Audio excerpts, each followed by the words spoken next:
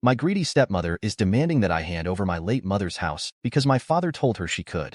I, at 31, have a stepmother whom my father married a year after my mother passed away. I felt uncomfortable seeing my father fall in love with another woman so quickly. I never thought much about it until my father and I found out that my mother left nothing to my father in her will.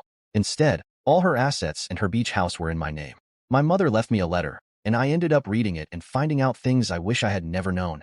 My mother, who was sick at the time, found out that my father was having an affair with another woman.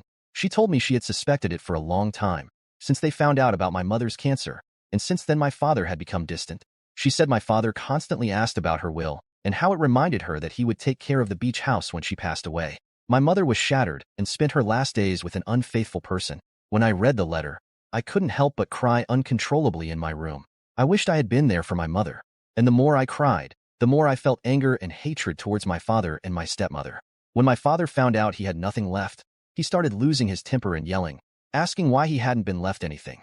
It was clear that my father only cared about my mother's belongings and not her. I decided to leave my hometown and cut ties with my father and his lover. I decided to move to my mother's beach house, where I would try to start over. I've always worked from home, so moving to another area was never an issue. It wasn't until recently that I received a text message from my stepmother. She asked how I was doing, and I didn't respond. She texted again and was more direct. She told me I needed to move out of the beach house because my father and she were moving in, but if I wanted to stay, I could pay them rent for my room. I looked at the message completely speechless, unsure if she was lying or if she was serious. I told her the house was in my name and that I would call the police if they set foot in my home.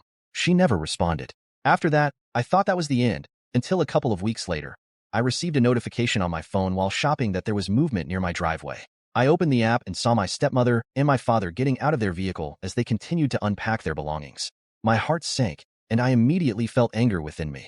I decided to call the police in advance and told them there were people trespassing on my property. By the time I arrived, the police were already there. Now you can check if there's a part 2 by pressing share and more.